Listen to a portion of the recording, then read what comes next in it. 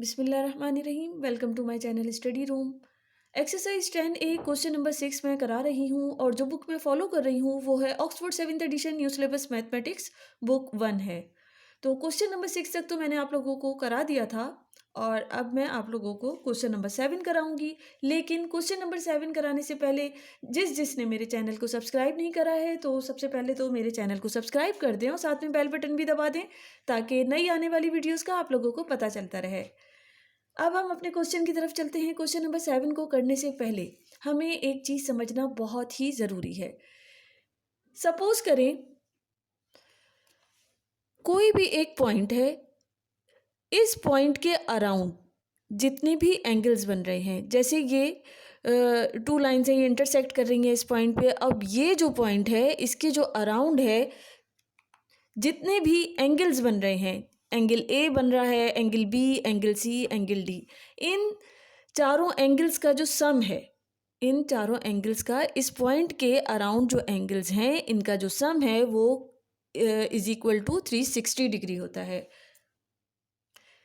इधर देखिए मैंने क्या लिखा है, angle A plus angle B plus angle C plus angle D is equal to 360 degree. ये जितने भी एंगल्स हैं इस पॉइंट के अराउंड इनका सम 360 डिग्री है। The sum of angles at a point is 360 degree. और इसकी एब्रीवेशन क्वेश्चन को सॉल्व करते हुए हम बताते हैं, तो इसको किस तरह से हम बता सकते हैं?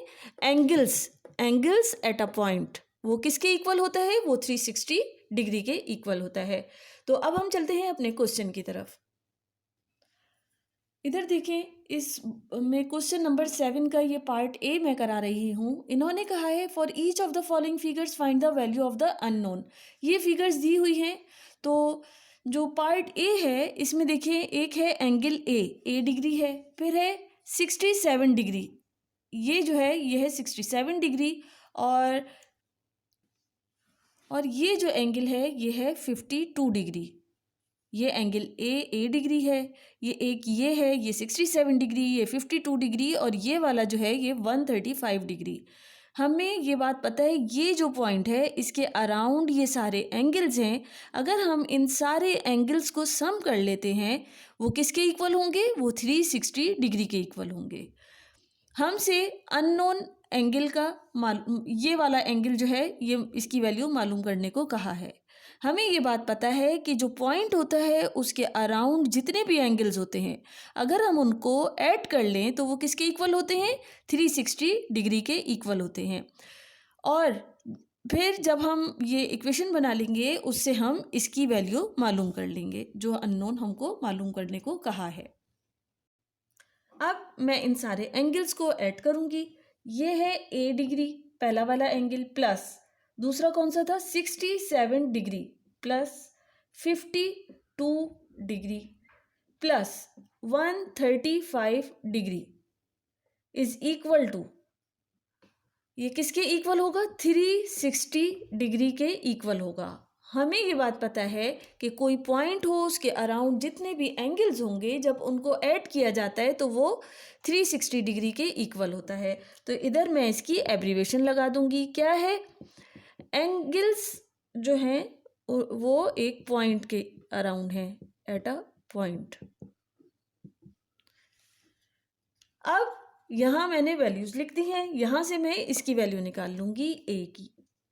ए degree is equal to 360 degree minus, इसको सबको मैं इज इक्वल टू के दूसरी तरफ लेके जा रही हूँ तो साइन चेंज हो जाएगा, 135 डिग्री और माइनस 52 डिग्री माइनस 67 डिग्री। जब इन तीनों को मैं ऐड करूँगी तो और उसके बाद 360 से माइनस कर लूँगी। 360 डिग्री माइनस इन तीनों को ऐड करने के बाद मेरे पास आया है 254। 360 में से 254 को जब मैं माइनस करूँगी तो आंसर आएगा 106 डिग्री, और इस तरह ए की वैल्यू हमारे पास आ जाएगी 106, और यही है हमारे इस पार्ट का आंसर। इसी तरह इसके बाकी पार्ट्स भी करेंगे हम। इस तरह हम कह सकते हैं कि ये जो ये वाला एंगल है ये 106 डिग्री है। ये हमने अभी इसको सॉल्व करके इसकी वैल्यू निकाल ली। अब हम इसका पार्ट बी करते हैं। पार्ट बी भी इसी तरह होगा। ये पॉइंट है, इस पॉइंट के अराउंड जितने भी एंगल्स हैं ये इनको जब हम सम करेंगे तो वो 360 डिग्री होता है। तो 5b है और 4b डिग्री और थर्ड एंगल है 3b डिग्री। इन तीनों को मैं ऐड करूँगी और इज इक्वल टू 360 कर देंगे 360 डिग्री। फिर हम वहाँ से b की वैल्यू निकाल लेंगे। किस तरह करते हैं देखें आप। इसका जो एक एंगल है वो है 5b डिग्री प्लस उसको मैंने ऐड किया 4b डिग्री से, और थर्ड एंगल है 3b डिग्री। इन तीनों को ऐड करेंगे, ये किसके इक्वल है 360 डिग्री के। और ये हमें बताना भी है कि एंगल्स जो हैं वो एक पॉइंट पर हैं। एंगल्स एक पॉइंट पर हैं। अब हम इन तीनों को ऐड कर लेते हैं। ये आ जाएगा 12b degree is equal to 360 degree. यहाँ से 12 इसके साथ मल्टीप्लाई हो रहा है, इधर भेजेंगे तो डिवाइड हो जाएगा। b degree is equal to 360 degree upon 12। Cancel करूँगी तो 12 इंटू 30 डिग्री आ जाएगा, और b डिग्री किसके इक्वल है 30 डिग्री के। इस तरह हम ये भी कह सकते हैं कि ये b की वैल्यू क्या आ गई 30 डिग्री। साइन हटाए तो 30 आ गई, और ये इसका आंसर है। इसका पार्ट सी में देखें। हमें पता है कि ये जो पॉइंट है इसके अराउंड जितने भी एंगल्स हैं इनका सम 360 डिग्री होता है। तो ये इन्होंने बताया हुआ है 16c डिग्री, ये वाला है 4c डिग्री, ये वाला भी 4c डिग्री है। लेकिन ये इन्होंने ये वाला शो नहीं करा है कि ये कितना डिग्री है, लेकिन ये बताया हुआ है। ये देखें, इससे हमें ये पता चल रहा है कि ये 90 डिग्री है। ये परपेंडिकुलर जो इस पे आ रहा है ये देखें ये 90 डिग्री होता है, और ये है राइट एंगल। इन्होंने लिखा नहीं है, लेकिन इसकी फिगर को देखते हुए हम बता सकते हैं कि ये 90 डिग्री है। क्यों? क्योंकि ये वाला एंगल राइट एंगल है। अब इन चारों को ऐड कर लेंगे जो कि E is equal to 360 degree होता है। फिर हम वैल्यू निकाल लेंगे किसकी, C डिग्री की। C की वैल्यू निकाल लेंगे। अब इसका जो पार्ट सी है, इसके जितने भी फिगर में एंगल्स थे उनको मैंने ऐड कर दिया और इज इक्वल टू 360 डिग्री कर दिया है। और ये भी बता दिया कि एंगल्स जो हैं वो एक पॉइंट पर हैं, और उनके अराउंड जो एंगल्स हैं उनको सम करके दिखाया है। तो ये जो 16c डिग्री है 4c डिग्री, ये 90 डिग्री है। जो राइट एंगल था उसकी जगह मैंने 90 डिग्री लिखा है, और ये है 4c degree is equal to 360 degree. अब जो c डिग्री जिनके साथ है उनको मैं ऐड कर लूँगी, जैसे 16c degree plus 4c degree plus 4c degree, और इसके साथ c नहीं है इसलिए 90 डिग्री को मैं इधर 360 के पास भेज दूंगी।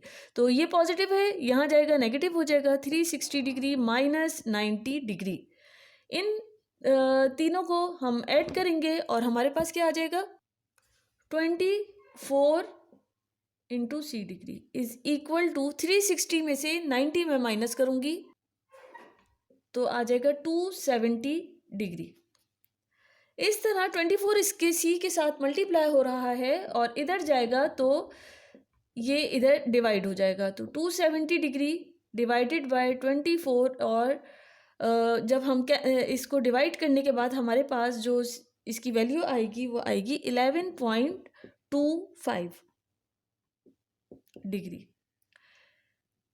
इस तरह हम कह सकते हैं कि c की क्या वैल्यू है 11.25, और यही है हमारा आंसर। अच्छा, इसी क्वेश्चन का पार्ट डी अब हम देख रहे हैं। इसमें ये जो पॉइंट है इसके अराउंड जो एंगल है वो 360 डिग्री होता है, हमें पता है। तो ये वाला एंगल इन्होंने दिया है 7d + 23 का ब्रैकेट क्लोज किया है और फिर डिग्री साइन लगाया हुआ है। 7d को 23 के साथ ऐड करके फिर होल ब्रैकेट डिग्री साइन है। और फिर दूसरा एंगल है 60 डिग्री और ये 139 डिग्री और 5D डिग्री। इन चारों को हमने ऐड करना है, इज इक्वल टू 360 डिग्री करना है। तो फिर उसके बाद हम डी की वैल्यू निकालेंगे। यहाँ पर जो 7D प्लस 23 का होल ब्रैकेट जो है वो डिग्री साइन है, तो ये जो है ये दोनों टर्म्स से मल्टीप्लाई हो रहा है।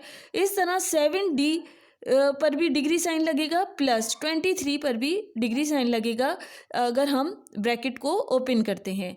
आप जब सॉल्व करेंगे तो समझ में आएगा। देखते हैं फिर। अब ये है 7D प्लस 23 डिग्री, इसको मैं ऐसे भी लिख सकती हूँ 7D degree plus 23 degree, bracket से हमने बाहर निकाला है, प्लस 6D डिग्री, इसको भी ऐसे ही लिख दिया, plus 139 degree plus 5D degree is equal to 360 degree. ये हमने इसको क्यों सम किया है इज इक्वल टू 360 डिग्री? इसलिए कि एंगल्स जो हैं वो एक पॉइंट पर हैं, पॉइंट के अराउंड ये एंगल्स हैं, इसलिए हमने इनको ऐड किया है, इज इक्वल टू 360 डिग्री करा है। अब ये देखिए इधर भी डी है इसके साथ, और इधर भी डी है और इधर भी, जिनके साथ डी है डी उनको तो मैंने एक साथ ऐड कर लेना है, और जैसे 23 और 139 है इनको मैंने 360 की तरफ भेजना है। 7 plus 6 degree D degree plus 5D degree, ये ऐड होकर आ जाएंगे मेरे पास 18D डिग्री। 23 और 139 इनको जब ऐड करेंगे तो ये हो जाएगा 162, पहले इधर ही लिख देती हूँ, प्लस 162 डिग्री और इज इक्वल टू 360 डिग्री। अब 18 डिग्री तो इधर ही रहने दिया, 162 डिग्री को इधर भेज देंगे, तो ये हो जाएगा 360 degree minus 162 degree, sign change हो गया है, इधर प्लस था इधर भेजते हैं तो माइनस साइन हो गया। 18D degree is equal to 360 में से जब मैं 162 माइनस करूंगी तो मेरे पास आ जाएगा 198 डिग्री। अब ये D जो है इसको ऐसे ही रहने दिया, 18 इसके साथ मल्टीप्लाई हो रहा है, इधर भेज देंगे तो ये इसके साथ में डिवाइड हो जाएगा, 198 डिग्री अपॉन 18 डिग्री। ये हम कैंसिल करेंगे तो 18 इंटू 11 ये आ जाएगा, 18 वन ज़ा 18, वन इधर दिया और ये 18, 11 ज़ा 198। इस तरह डी डिग्री ये किसके इक्वल है? डी की वैल्यू आ रही है 11। हम कह सकते हैं कि ये डिग्री साइन है, डी की वैल्यू क्या है? 11, और यही है हमारा आंसर। मुझे उम्मीद है आप लोगों को बहुत अच्छी तरह समझ में आ गया होगा, और फिर भी कोई कन्फ्यूजन है तो आप लोग मुझसे पूछ सकते हो। मेरे चैनल को लाइक करना, शेयर करना, सब्सक्राइब करना नहीं भूलें। Thank you.